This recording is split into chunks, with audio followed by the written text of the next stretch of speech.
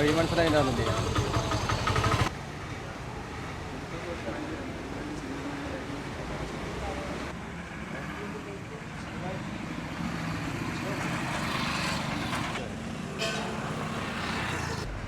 എനിക്കുള്ള ഒരു വിഷമം എന്താണെന്ന് വിചാരിച്ചാൽ ചുറ്റുഭാഗത്തുള്ള എല്ലാവരും വളരെ സ്നേഹത്തോടും സന്തോഷത്തോടും കൂടിയിട്ട് താമസിക്കുന്ന ഒരു സ്ഥലമായില്ല.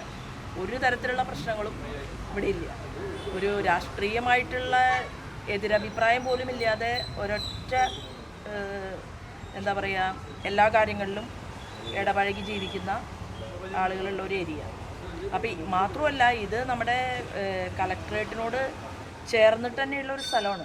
നിങ്ങൾക്ക് എല്ലാവർക്കും അറിയാം, അതീവ സുരക്ഷാ മേഖലയാണ്, വലിയ റോഡാണ്, എപ്പോഴും വാഹനങ്ങൾ പാസ് ചെയ്ത് പോകുന്ന ഒരു പ്രദേശമാണ്.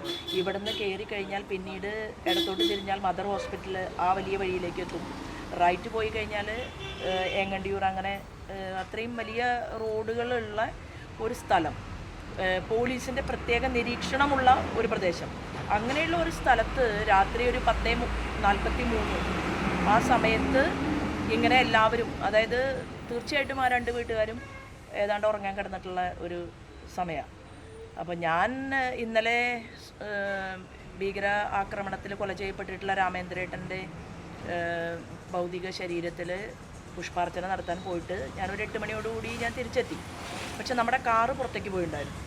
അപ്പോൾ വീട് ഐഡൻറ്റിഫൈ ചെയ്ത് പറഞ്ഞു കൊടുത്തിട്ടുണ്ടാവും, ഒരു വെള്ള കാറുണ്ട് എന്ന് പറഞ്ഞിട്ടുണ്ടാവും. അതുകൊണ്ടായിരിക്കണം വെള്ള കാറുള്ള ആ പരിസരത്ത് 2നും കൂടി ചേർത്ത് എറിഞ്ഞിട്ടുണ്ടാവുക. അല്ല, വളരെ ഉഗ്രമായിട്ടുള്ള ശബ്ദത്തിൽ ഒരു സ്ഫോടനം. അപ്പോൾ ഈ സ്ഫോടനം കേട്ട് എല്ലാവരും, ഉറങ്ങിക്കിടക്കുന്നവരും അല്ലാത്തവരൊക്കെ ഓടി പുറത്തേക്ക് വരുന്നതിന് മുമ്പ് അത് അതീവ ശബ്ദത്തിൽ പൊട്ടിച്ച ആളുകൾ അപ്രത്യക്ഷരായി. അല്ല, അപ്പോൾ ബൈക്കിൽ ഒരു 4 പേര് 2 ബൈക്കിലായിട്ട് വന്നു എന്ന് പറയുന്നുണ്ട്.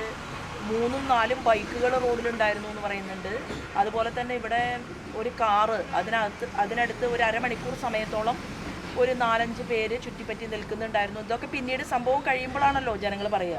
അവർക്കത് ഇവിടെ ഒരു 2 ചെറിയ കടകളൊക്കെ ഉള്ള ഒരു പ്രദേശമാണ്, എപ്പോഴും തിരക്കുള്ള ഒരു ഏരിയ അല്ലേ. അപ്പോൾ ആളുകൾ അങ്ങനെ സംശയിക്കൊന്നുമില്ല. ആളുകൾ അല്ല, ഇത് അറിഞ്ഞു കഴിഞ്ഞപ്പോൾ എല്ലാവരും നമ്മളെ കാണുന്നു, നമ്മൾ അവരോട് സംസാരിക്കുന്നു. ഞാൻ അവരോട് സമാധാനപ്പെടുത്തുകയാണ് ചെയ്യുന്നത്. കാരണം തൊട്ടടുത്ത വീട്ടിലെ അമ്മ കരച്ചിലിൻ്റെ വക്കിലാണ്. അപ്പോൾ ഞാൻ പറയണത്, എന്തിനാ അങ്ങനെ വിഷമിക്കുന്നത്, ഒന്നും ഇല്ലല്ലോ, ഇതൊരു ശബ്ദത്തിൽ സംഭവിച്ചു. നമ്മൾ വളരെ സമാധാനത്തോടു കൂടിയിട്ട്, കാരണം നമ്മളെന്തും ഏറ്റെടുക്കാൻ തയ്യാറാവും. കാരണം ഞങ്ങൾ പൊതുപ്രവർത്തന രംഗത്ത് നമ്മളൊക്കെ തുടങ്ങിയിട്ട് കാലം കുറേയായി. അപ്പോൾ എത്രയോ എന്താ പറയുക, ഭീകരത കൊടിയുത്തി വാഴുന്ന പ്രദേശങ്ങളിൽ നമ്മൾ സമരത്തിന് പോയിട്ടുണ്ട്. പല കാര്യങ്ങൾക്കും നമ്മൾ നേരിട്ട് മുന്നിൽ നിന്നിട്ട് തന്നെ പ്രവർത്തിച്ചിട്ടുണ്ട്. നിരവധിയായിട്ടുള്ള സമരങ്ങളിൽ നമുക്ക് ആവശ്യത്തിലധികം നമ്മുടെ പേരിൽ കേസുകളുമുണ്ട്. പക്ഷെ അതൊക്കെ ഒരു അഭിമാനമായിട്ടാണ് ഞാൻ കരുതുന്നത്. കാരണം രാജ്യത്തിന് വേണ്ടി പ്രവർത്തിക്കുക, അതാണ് ഓരോ BJP പ്രവർത്തകനും ചെയ്തുകൊണ്ടിരിക്കുന്നത്. ആ ജോലി തന്നെയാണ് ഞാൻ ചെയ്തുകൊണ്ട് മുന്നോട്ട് പോകാൻ ആഗ്രഹിക്കുന്നത്. പക്ഷേ പോലീസ് അധികാരികളോട് ഞാൻ പറഞ്ഞിട്ടുണ്ട്, ഇതിൻ്റെ കൃത്യത ഉണ്ടാകണം. ആരാണ് ഇതിൻ്റെ പിറകിൽ പ്രവർത്തിച്ചത്, ആര് പറഞ്ഞിട്ടാണ് ഇവർ വന്നത്, എന്തായാലും അവർക്ക് ഒറ്റയ്ക്ക് വന്ന് അതിന് പിറകിലൊരു ബുദ്ധി കേന്ദ്രം ഉണ്ടാകും. അപ്പോൾ ആ ബുദ്ധി കേന്ദ്രത്തെയും തെറ്റ് ചെയ്തവരെയും ചെയ്യിപ്പിച്ചവരെയും പുറം ലോകത്തിന് മുന്നിൽ കൊണ്ടുവരണം എന്നുള്ള ഒരു ആവശ്യമാണ് പോലീസ് അധികാരികളുടെ മുന്നിൽ. പാർട്ടിയുടെ ജില്ലാ ലീഡർഷിപ്പ് അവർ ഇന്നലെ തന്നെ അവരായിട്ട് സംസാരിച്ചിരുന്നു. അത് കഴിഞ്ഞ് എൻ്റെ മൊഴിയെടുത്തു. തൊട്ടടുത്ത വീടുകളിലെല്ലാം അവർ സംസാരിച്ചു, ആളുകളെ കണ്ടു. ബാക്കി ഇനി ചെയ്യേണ്ടത് അവരാണ് ചെയ്യേണ്ടത്. സംരക്ഷണ കവചമായിട്ട് പൊതുസമൂഹത്തിന് സംരക്ഷണ കവചം ഒരുക്കേണ്ടത് പോലീസ് അധികാരികളാണ്. പല സമയത്തും ഭാരതീയ ജനതാ പാർട്ടിയുടെ പ്രവർത്തകന്മാരുടെ മുന്നിൽ ആ സംരക്ഷണ കവചത്തിൻ്റെ അളവ് വല്ലാതെ കുറയുന്നത് ഞങ്ങളുടെ ശ്രദ്ധയിൽപ്പെട്ടിട്ടുണ്ട്. അത് ഈ സാഹചര്യത്തിൽ ഉണ്ടാകാൻ പാടില്ല എന്നുള്ളതാണ്. കാരണം ഇന്നലത്തെ ദിവസം വളരെ പ്രത്യേകതയുള്ളൊരു ദിവസമാണ്. അതെനിക്ക് പറയാൻ അറിയില്ല. പക്ഷെ എന്തായാലും നാട്ടിൽ ഒരു അരാജകത്വം സൃഷ്ടിക്കണമെന്നും ഇതിൻ്റെ പേരിൽ സ്വാഭാവികമായിട്ടും അതിശക്തമായിട്ടുള്ള പ്രതിഷേധങ്ങൾ ഉണ്ടാകണമെന്നും അവരാഗ്രഹിച്ചിട്ടുണ്ടാകും. പക്ഷേ ഞങ്ങൾ വളരെ ശാന്തിയോടും സമാധാനത്തോടും കൂടി ഒരു വ്യക്തിക്ക് പോലും ഈ വിഷയത്തിൻ്റെ പേരിൽ ഒരു പ്രശ്നവുമില്ലാത്ത രീതി, അതായത് സാധാരണഗതിയിൽ അല്ല, ഞങ്ങൾക്ക് യാതൊരു ടെൻഷനും ഇല്ല. കാരണം എൻ്റെ നേതാക്കന്മാർക്കും എൻ്റെ സഹപ്രവർത്തകർക്കും അറിയാം എന്താണ് എൻ്റെ പ്രവർത്തനം എന്നുള്ളത്.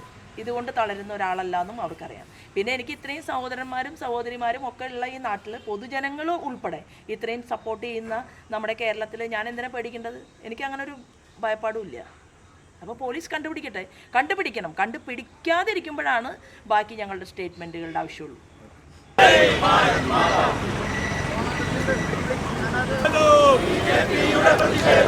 നിങ്ങളറിഞ്ഞോ നാട്ടാരെ